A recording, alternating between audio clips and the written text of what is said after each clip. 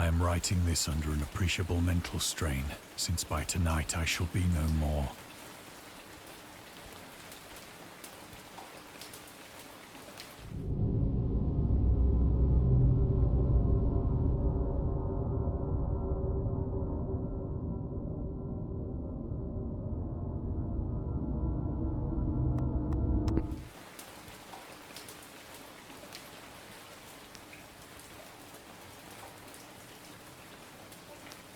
Penniless, and at the end of my supply of the drug which alone makes life endurable, I can bear the torture no longer, and shall cast myself from this garret window into the squalid street below.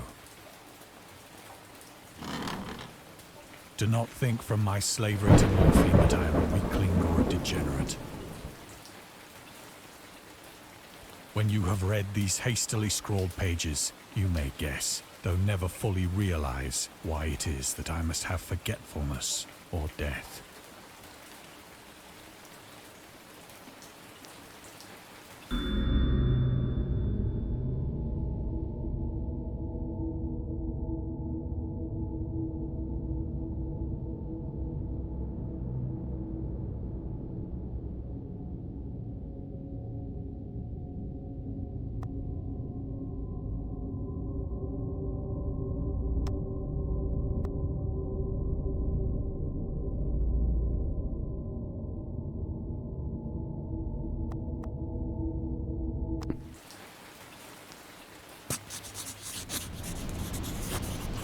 It was in one of the most open and least frequented parts of the broad Pacific that the packet of which I was supercargo fell a victim to the German sea raider.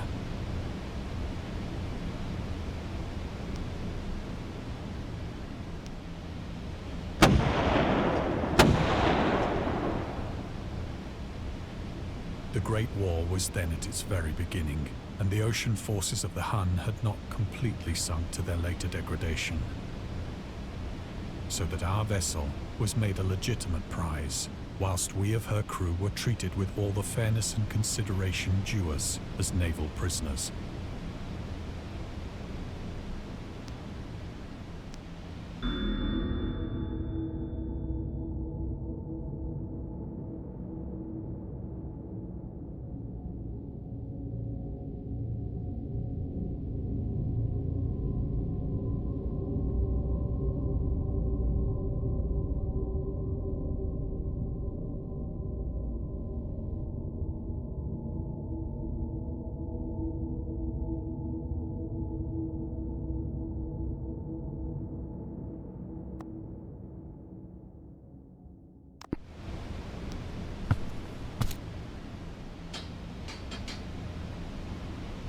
So liberal, indeed, was the discipline of our captors, that 5 days after we were taken, I managed to escape alone, in a small boat, with water and provisions for a good length of time.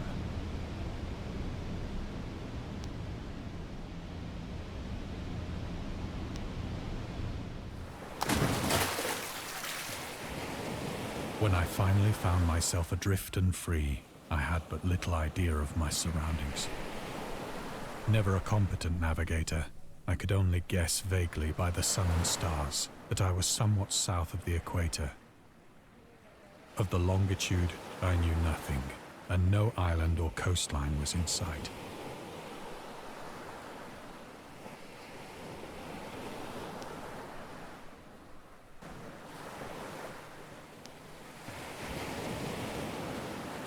The weather kept fair, and for uncounted days I drifted aimlessly beneath the scorching sun, waiting either for some passing ship or to be cast on the shores of some habitable land.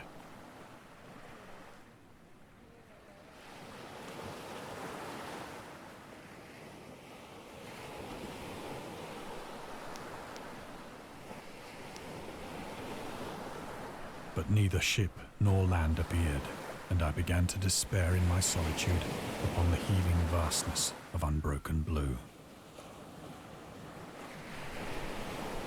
The change happened whilst I slept. Its details I shall never know, for my slumber, though troubled and dream-infested, was continuous.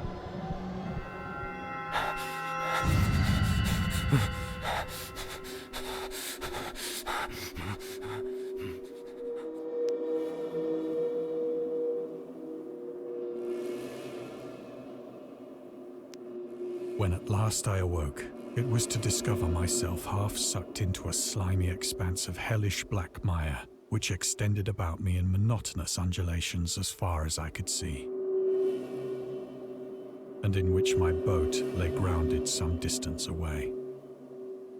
Though one might well imagine that my first sensation would be of wonder at so prodigious and unexpected a transformation of scenery, I was in reality more horrified than astonished.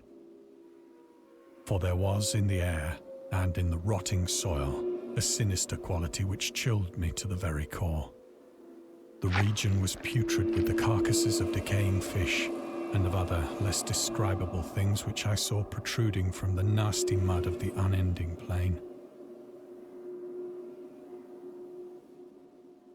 Perhaps I should not hope to convey in mere words the unutterable hideousness that can dwell in absolute silence and barren immensity.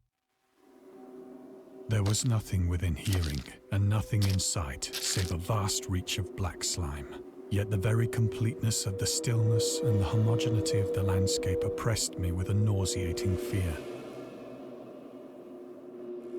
The sun was blazing down from a sky which seemed to me almost black in its cloudless cruelty, as though reflecting the inky marsh beneath my feet.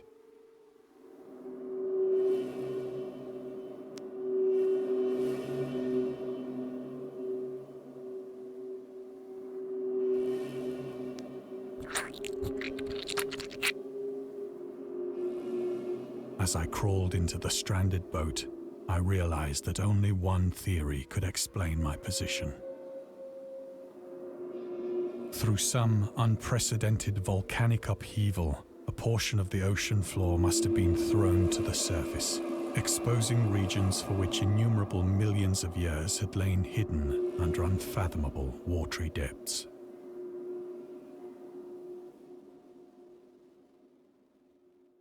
So great was the extent of the new land which had risen beneath me that I could not detect the faintest noise of the surging ocean, straining my ears as I might.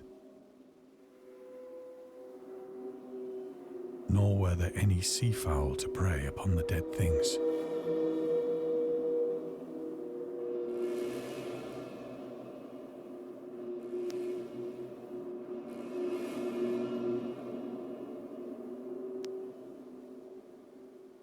For several hours I sat thinking or brooding in the boat, which lay upon its side and afforded a slight shade as the sun moved across the heavens.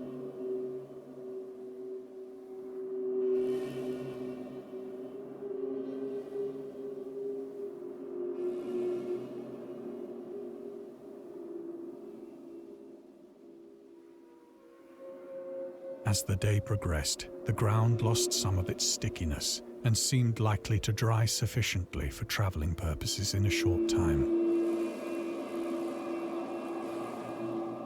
That night I slept but little, and the next day I made for myself a pack containing food and water, preparatory to an overland journey in search of the vanished sea and possible rescue.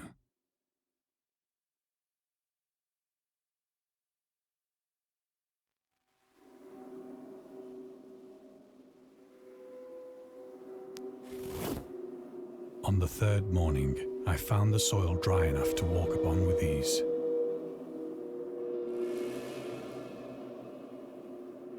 The odor of the fish was maddening, but I was too much concerned with graver things to mind so slight an evil, and set out boldly for an unknown goal.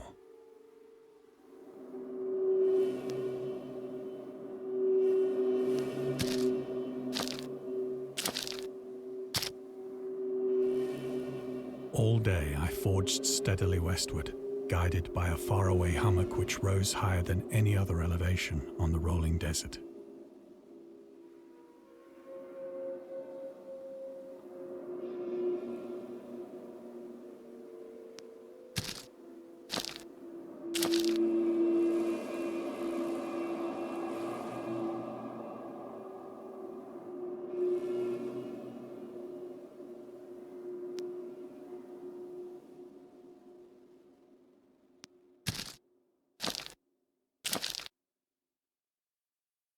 That night, I encamped, and on the following day still travelled toward the hummock, though that object seemed scarcely nearer than when I had first espied it.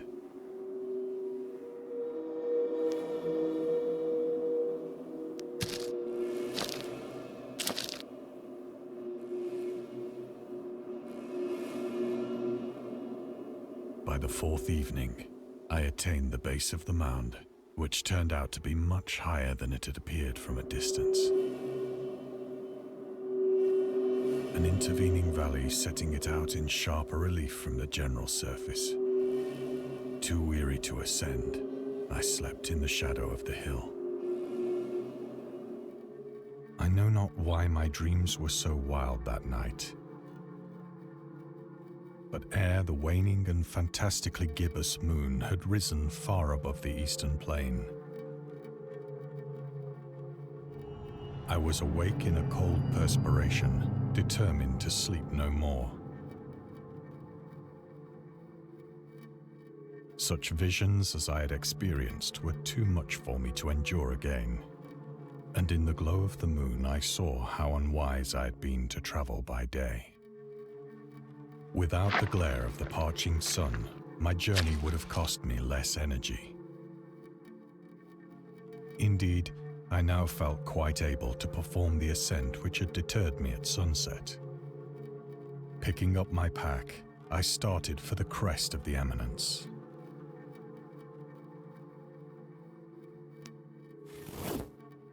I have said that the unbroken monotony of the rolling plain was a source of vague horror to me. But I think my horror was greater when I gained the summit of the mound and looked down the other side into an immeasurable pit or canyon, whose black recesses the moon had not yet soared high enough to illumine. I felt myself on the edge of the world, peering over the rim into a fathomless chaos of eternal night. Through my terror ran curious reminiscences of Paradise Lost and of Satan's hideous climb through the unfashioned realms of darkness.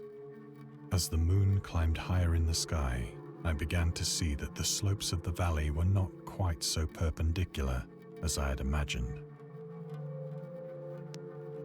Ledges and outcroppings of rock afforded fairly easy footholds for a descent, whilst after a drop of only a few hundred feet, the declivity became very gradual.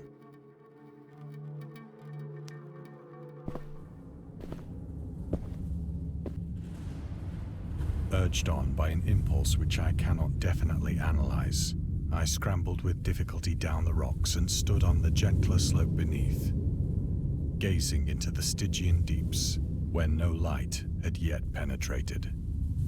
All at once, my attention was captured by a vast and singular object on the opposite slope, which rose steeply about 100 yards ahead of me. An object that gleamed whitely in the newly bestowed rays of the ascending moon.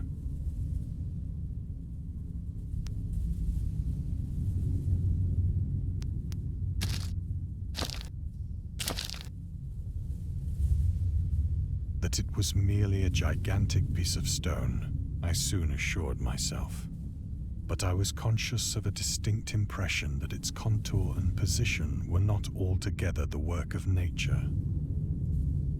A closer scrutiny filled me with sensations I cannot express.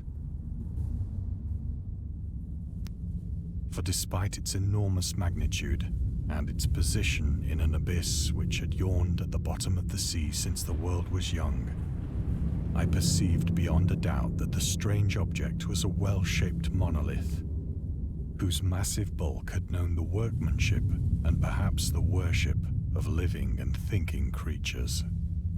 Dazed and frightened, yet not without a certain thrill of the scientist's or archaeologist's delight, I examined my surroundings more closely.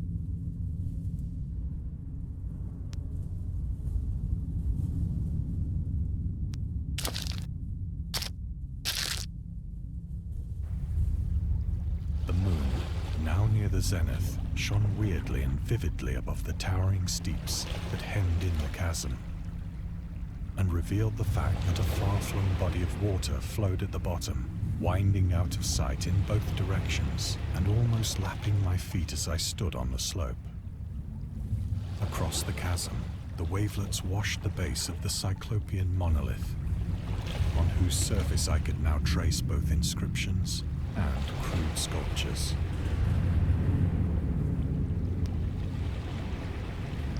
The writing was in a system of hieroglyphics unknown to me and unlike anything I'd ever seen in books,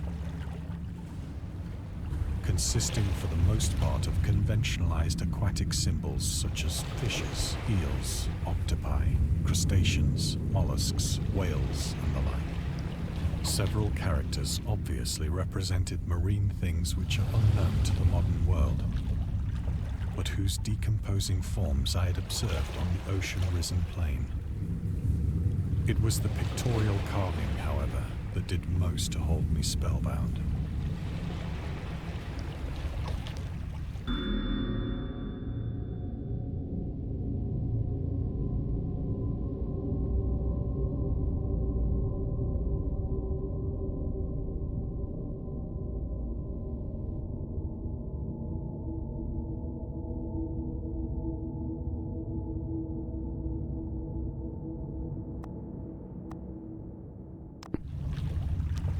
Plainly visible across the intervening water on account of their enormous size were an array of bas-reliefs whose subjects would have excited the envy of a doré. I think that these things were supposed to depict men, at least a certain sort of men, though the creatures were shown disporting like fishes in the waters of some marine grotto, or paying homage at some monolithic shrine which appeared to be under the waves as well. Of their faces and forms I dare not speak in detail, for the mere remembrance makes me grow faint, grotesque beyond the imagination of a Poe or a Bulwer. They were damnably human in general outline, despite webbed hands and feet, shockingly wide and flabby lips, glassy, bulging eyes, and other features less pleasant to recall. Curiously enough, they seem to have been chiseled badly out of proportion with their scenic background, for one of the creatures was shown in the act of killing a whale, represented as but little larger than himself. I remarked, as I say, their grotesqueness and strange size, but in a moment decided that they were merely the imaginary gods of some primitive fishing or seafaring tribe. Some tribe whose last descendant had perished eras before the first ancestor of the Piltdown or Neanderthal man was born. Awestruck at this unexpected glimpse into a past beyond the conception of the most daring anthropologist, I stood musing whilst the moon cast queer reflections on the silent channel before me. Then, suddenly, I saw it. With only a slight churning to mark its rise to the surface, the thing slid into view above the dark waters. Horrifying and loathsome, it darted like a stupendous monster of nightmares to the monolith, about which it flung its gigantic scaly arms, the while it bowed its hideous head and gave vent to certain measured sounds.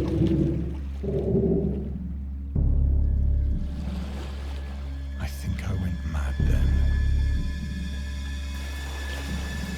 Of my frantic ascent of the slope and cliff, and of my delirious journey back to the stranded boat, I remember little.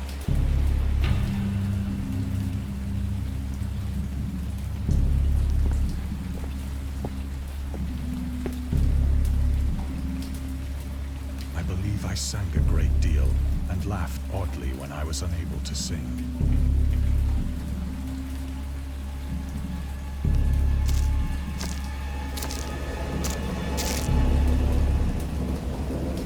I have indistinct recollections of a great storm sometime after I reached the boat.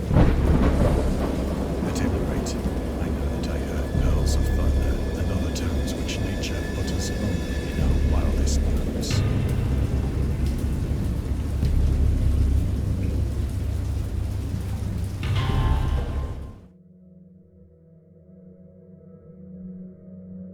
When I came out of the shadows, I was in a San Francisco hospital, brought thither by the captain of the American ship which had picked up my boat in mid-ocean.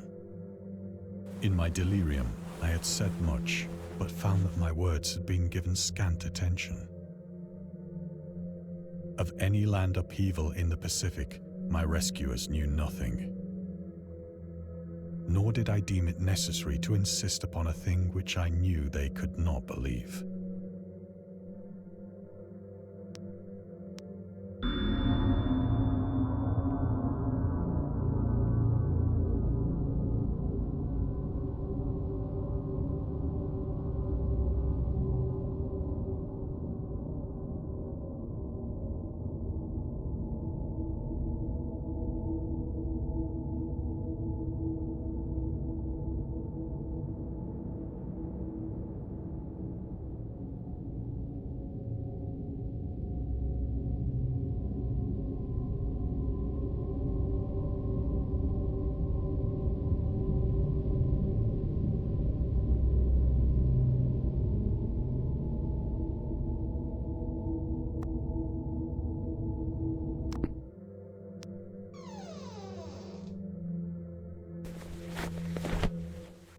Once I sought out a celebrated ethnologist and amused him with peculiar questions regarding the ancient Philistine legend of Dagon, the fish god.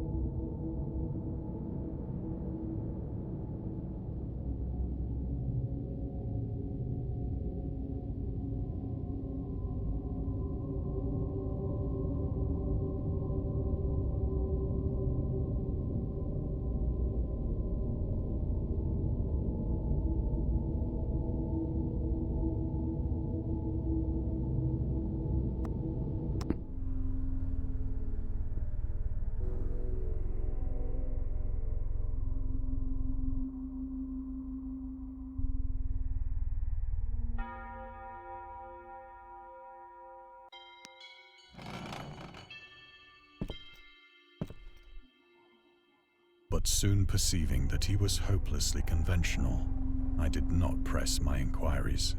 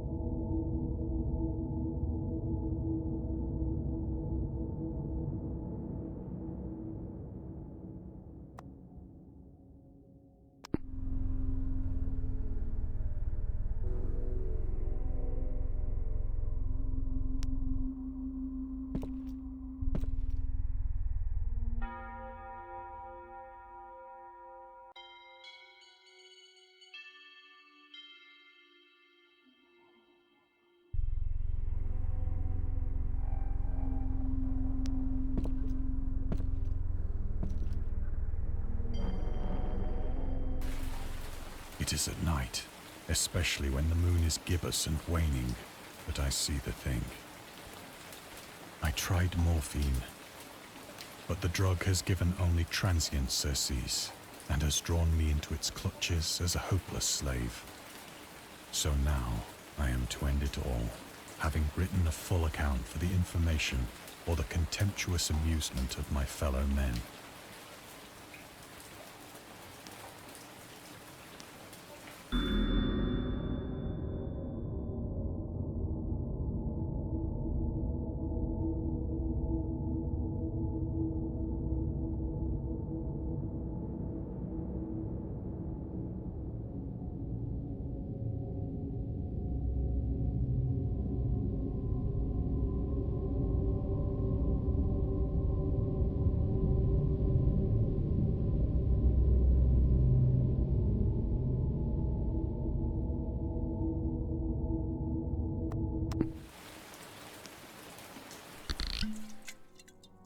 Often, I ask myself if it could not all have been a pure phantasm.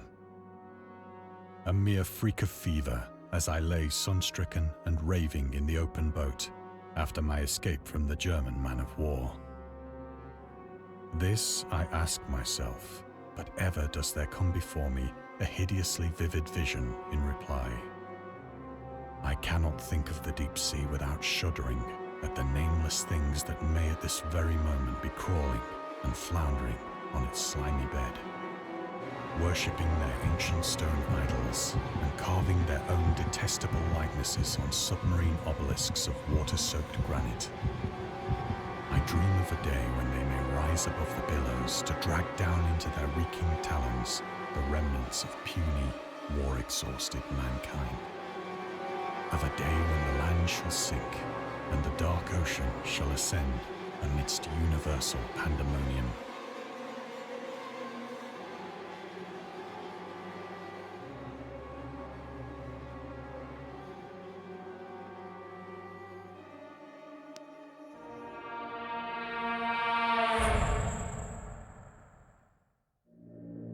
The end is near.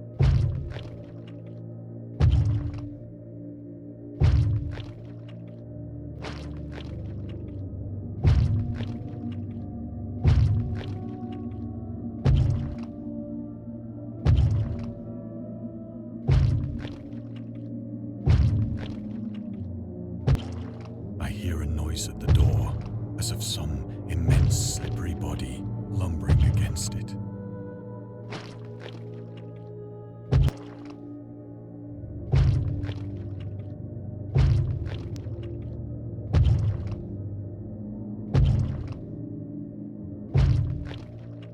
It shall not find me.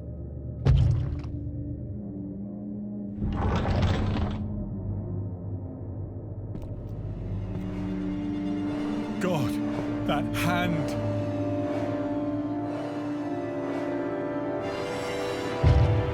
The window! The window!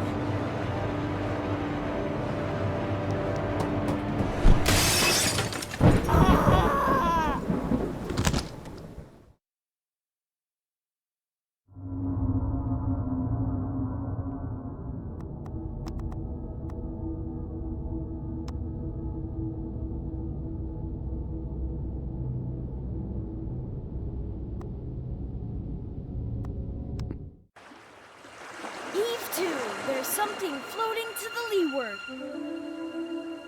The speaker was a short, stockily built man whose name was William Jones. He was the captain of a small catboat in which he and a party of men were sailing at the time the story opens.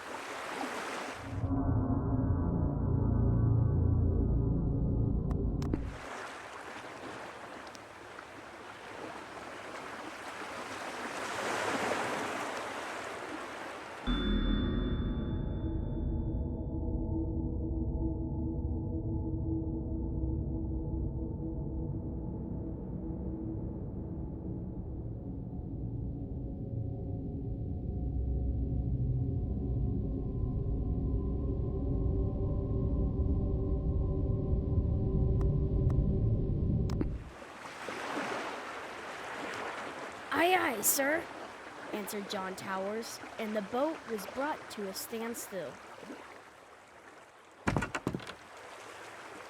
Captain Jones reached out his hand for the object, which he now discerned to be a glass bottle. "Nothing but a rum flask that the men on the passing boat threw over," he said. But from an impulse of curiosity, he reached out for it.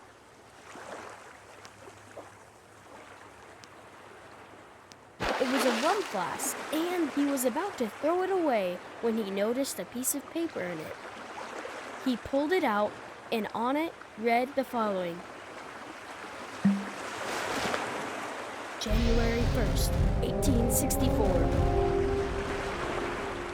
I am John Jones, who writes this letter. My ship is fast sinking with the treasure on board. I am where it is marked on the enclosed chart. Captain Jones turned the sheet over, and the other side was a chart. On the edge were written these words. Dotted lines represent course we took. Towers, said Captain Jones excitedly. Read this. Towers did as he was directed. I think it would pay to go, said Captain Jones. Do you? Just as you say, replied Towers. We'll charter a schooner this very day, said the excited captain. All right, said Towers.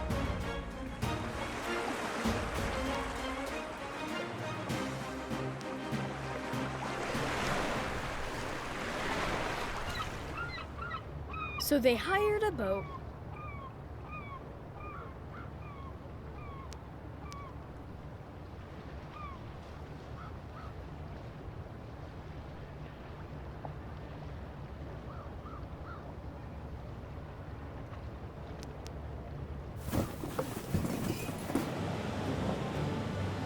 And started off, governed by the dotted lines of the chart.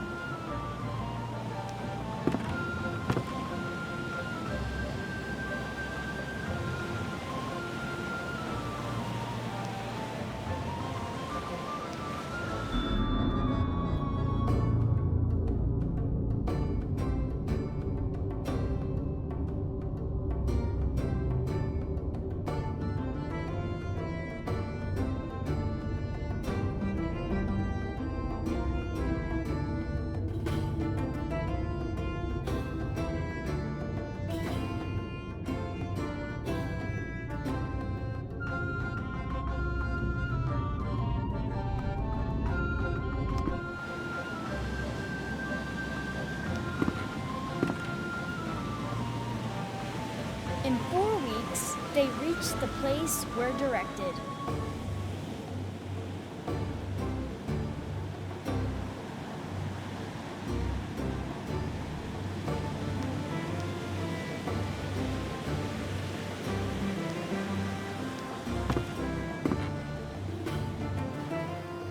And the divers went down.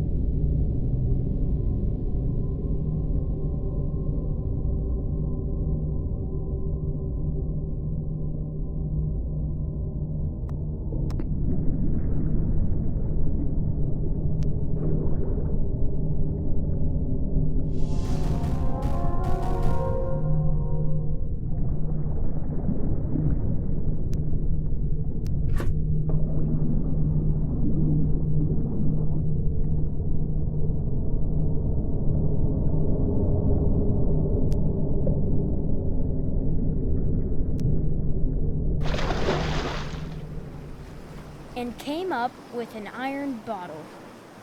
They found in it the following lines scribbled on a piece of brown paper.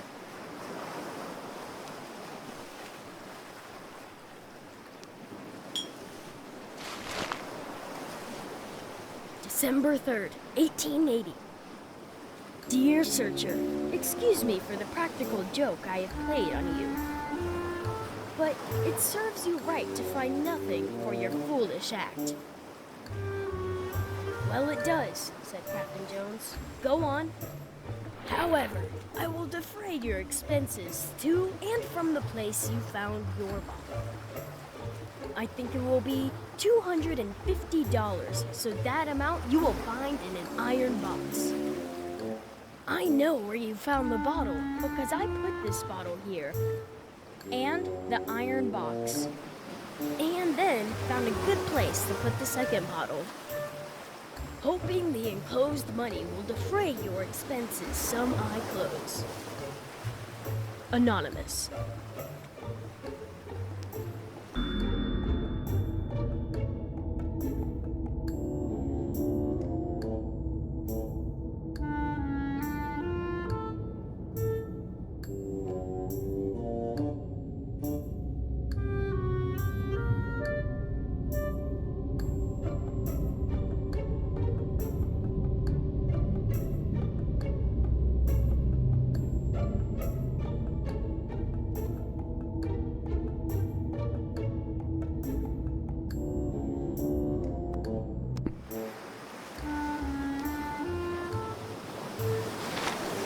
I'd like to kick his head off, said Captain Jones.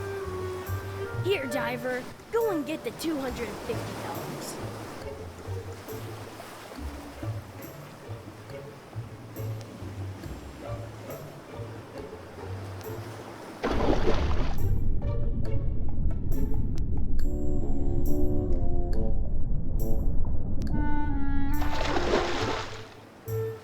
In a minute, the diver came up bearing an iron box.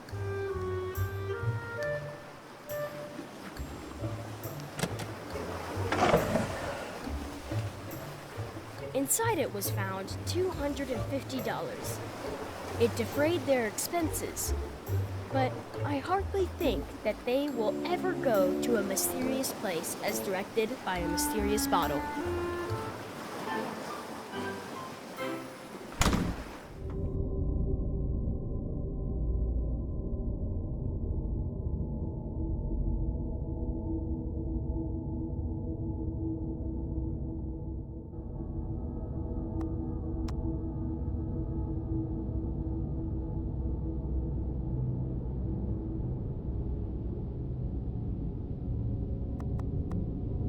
My dreams occasionally approached the fantastical in character, though falling somewhat short of coherence.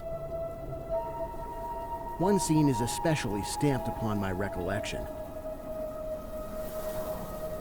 That of a dank, fetid, reed-choked marsh under a gray autumn sky.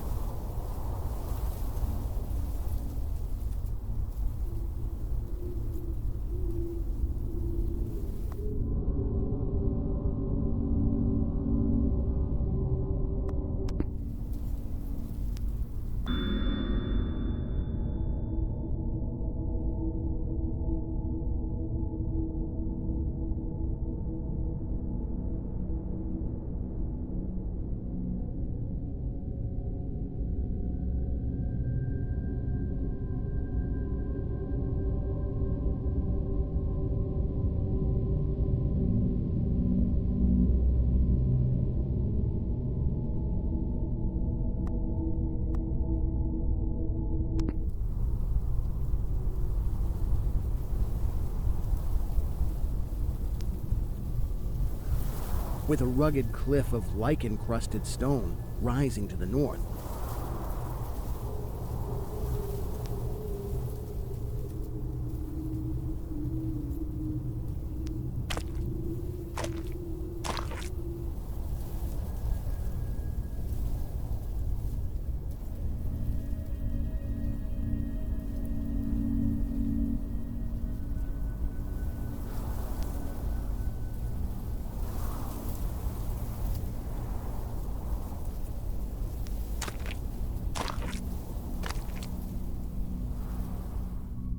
Impelled by some obscure quest, I ascended a rift or cleft in this beetling precipice.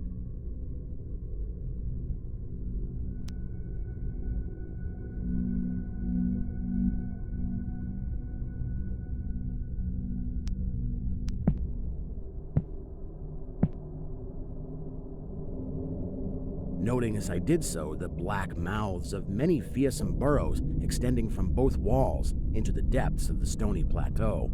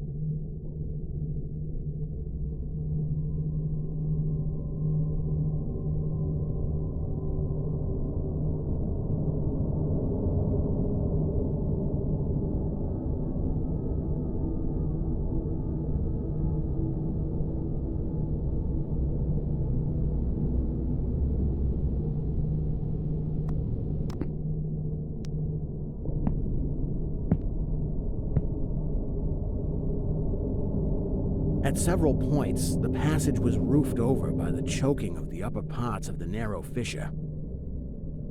These places being exceedingly dark and forbidding the perception of such burrows as may have existed there. In one such dark space, I felt conscious of a singular accession of fright, as if some subtle and bodiless emanation from the abyss were engulfing my spirit.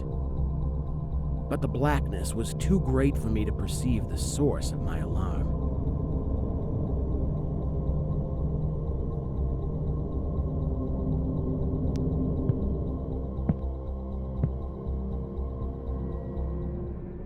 At length, I emerged upon a tableland of moss-grown rock and scanty soil, lit up by a faint moonlight which had replaced the expiring orb of day.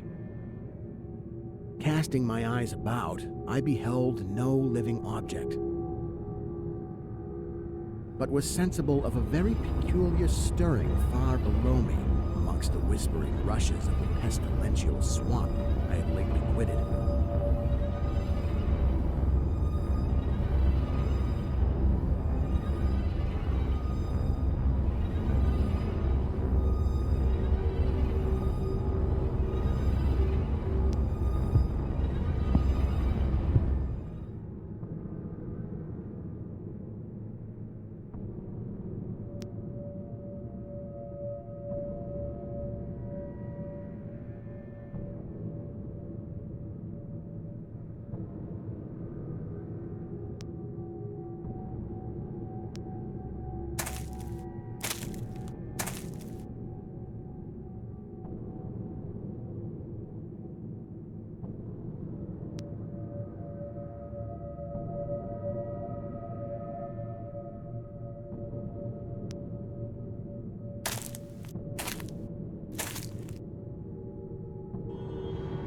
After walking for some distance, I encountered the rusty tracks of a street railway and the worm-eaten poles which still held the limp and sagging trolley wire.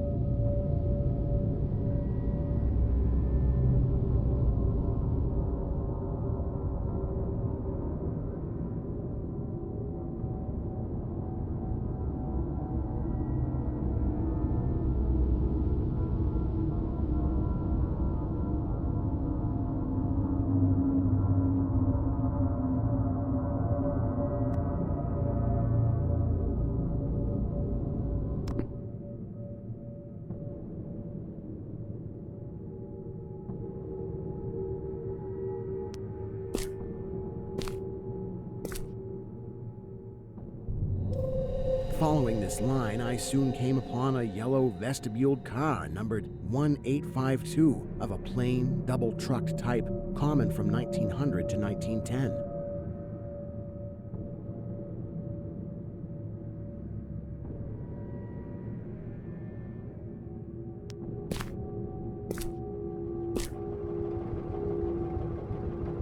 It was untenanted, but evidently ready to start.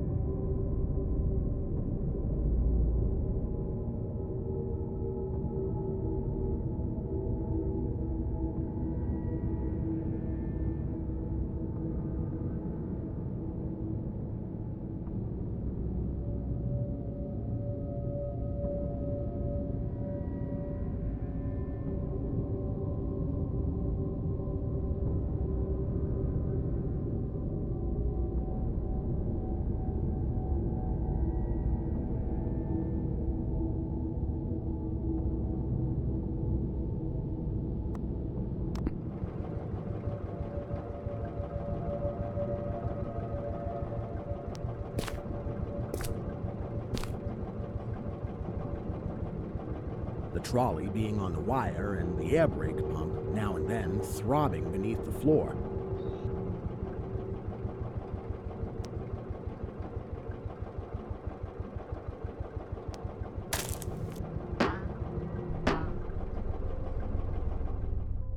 I boarded it and looked vainly about for the light switch.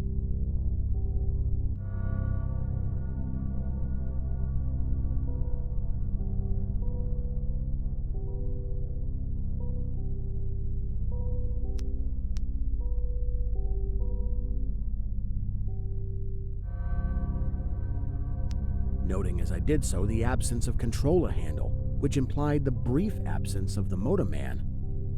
Then I sat down in one of the cross seats toward the middle, awaiting the arrival of the crew and starting of the vehicle.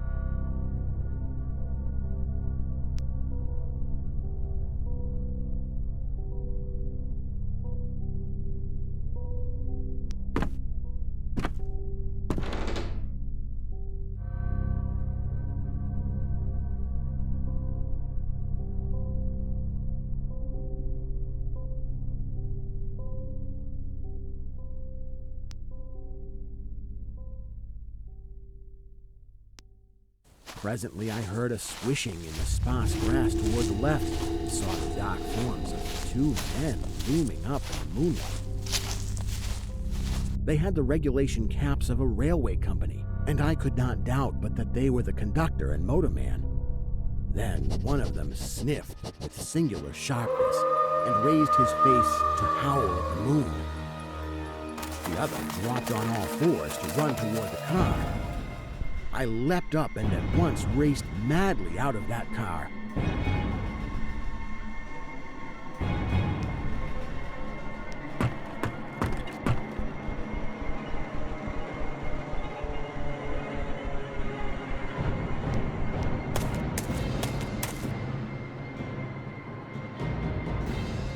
And away across endless leagues of plateau till exhaustion waked me.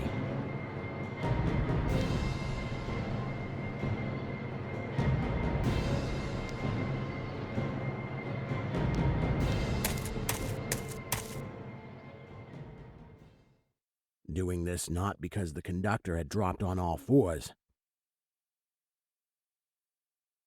but because the face of the motorman was a mere white cone, tapering to one blood-red tentacle.